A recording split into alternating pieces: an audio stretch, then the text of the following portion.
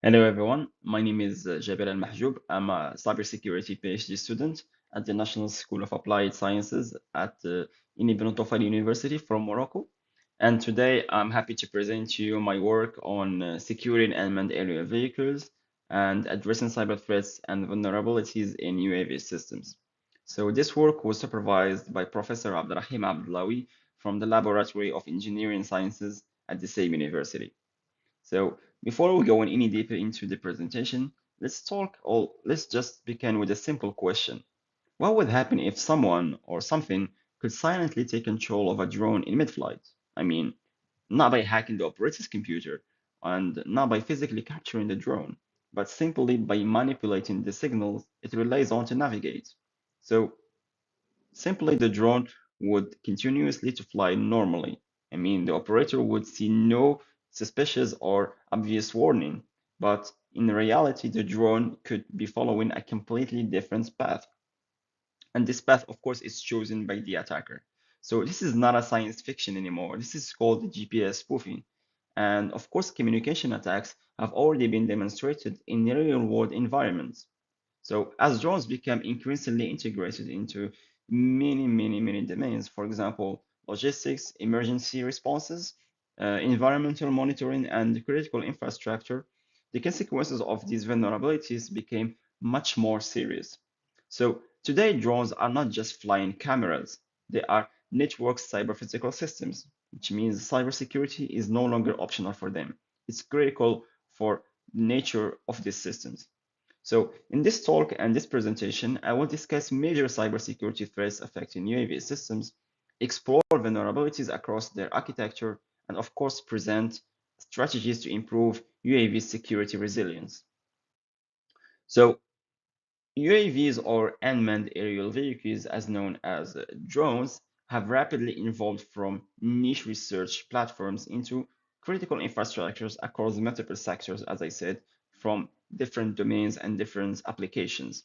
They are used in logistics, agriculture, disaster response, surveillance, and of course, environmental monitoring. And the most important nowadays, which is defense operations.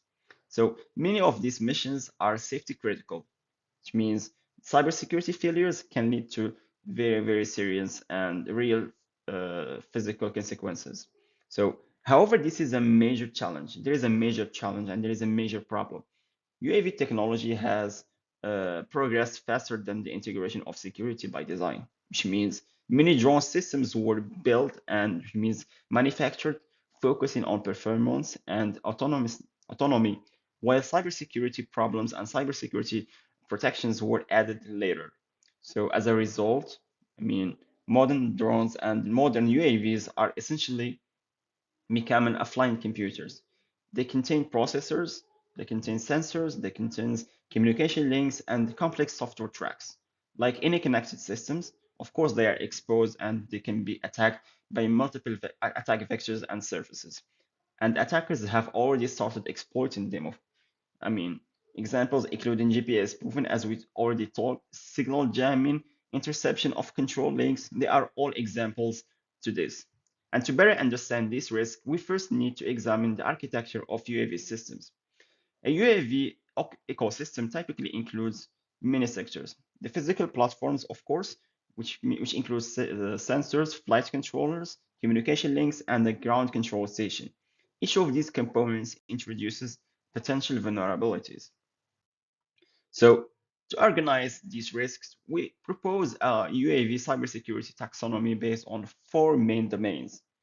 The first one, which is the physical domain. This includes threats such as hardware tampering, component instruction, or even drone capture after a crash. Secondly, which is the communication domain. Since drones rely heavily on wireless communication, protecting telemetry and command links is essential. So this leads us to the third component, which is the software or cyber domain. This focuses on firmware security, secure boot mechanisms, and protection against malicious code. And of course, the last one, which is the fourth, the operational domain. Even stronger technical defenses can fail due to the human error, which is the most critical one, misconfigurations, or even weak operation procedures. So All these four components and domains provide a structured way to analyze and to make UAV security threats more common.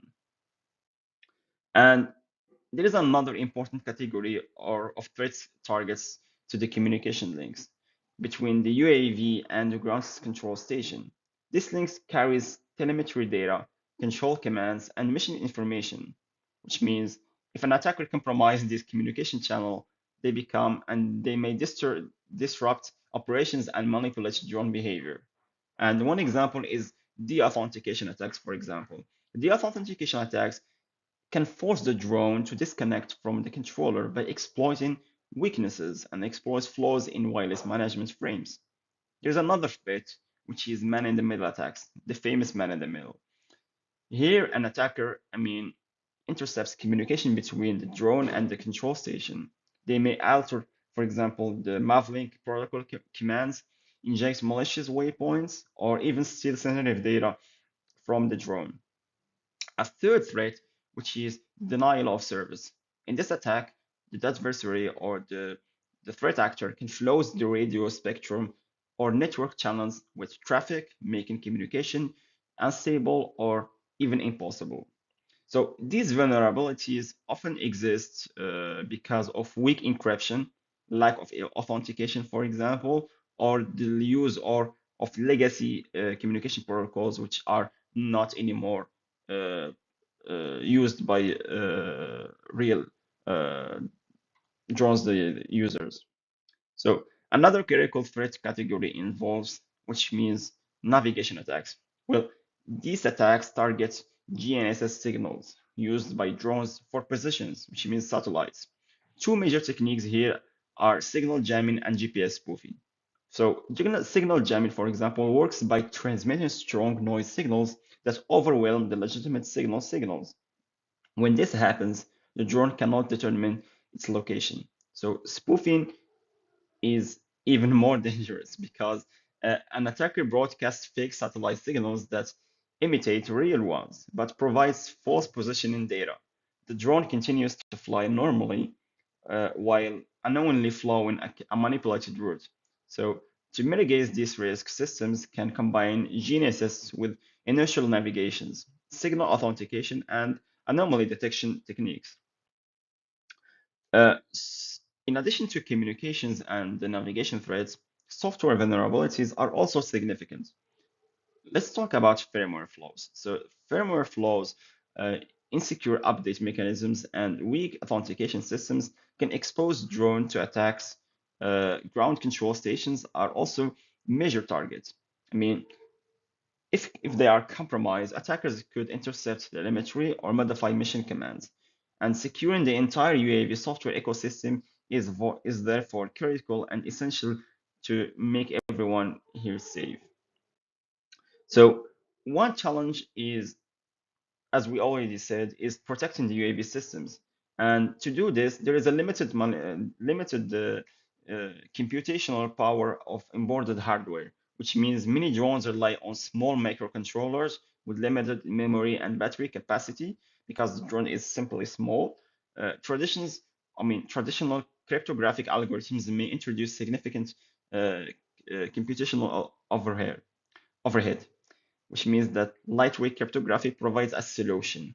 So in this case, algorithms such as SHA-2, Present, and Ascon, as we already mentioned in our paper, are designed to provide strong security while maintaining efficiency.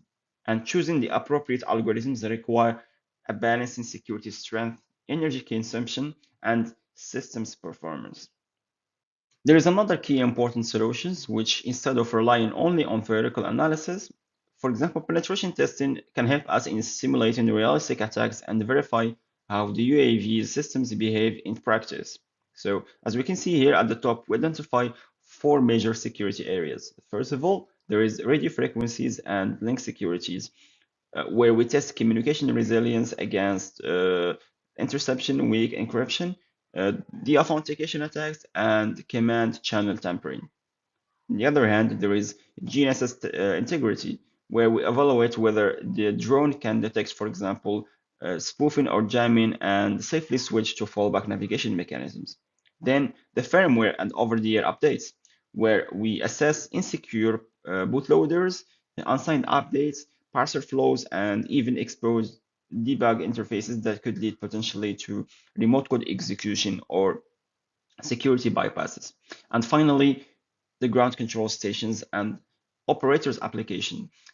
In this case, they are tested for example, for malware exposure, which could encrypt all our sensitive data, credential theft, insecure storage, and pivoting scenarios into the backend systems, which could potentially have sensitive data, especially in a military context. So, in the other hand, there is penetration workflow, which presents us as a chain.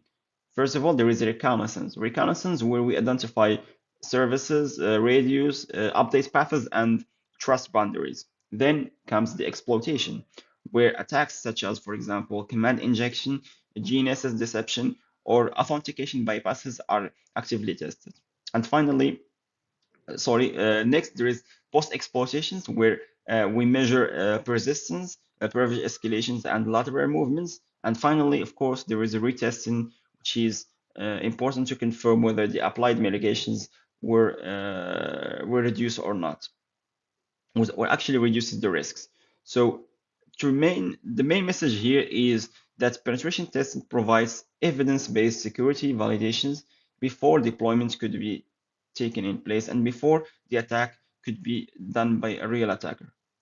So to conclude, UAVs are critical cyber-physical systems that are also vulnerable to attacks such as I said, GPS spoofing, link jamming, and firmware compromise.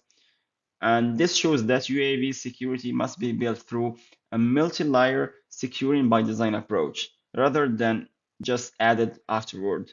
And of course, promising solutions, including lightweight cryptographic protocols, secure communications, and AI-based intrusion detection systems, also challenges, also can have also a challenges such as swap limits, AI reliability, and missing standards are also still remaining. So for future works, including multi-modal spoofing detections, secure drone swarms, and post-quantum protections for UAV communications are also important to mitigate this risk and to open the door for further researches in UAV security field. So I guess that was all in this presentation. I hope if you had any questions or any kind of observations, I would like you to contact me in my professional email address. And thank you for your attention.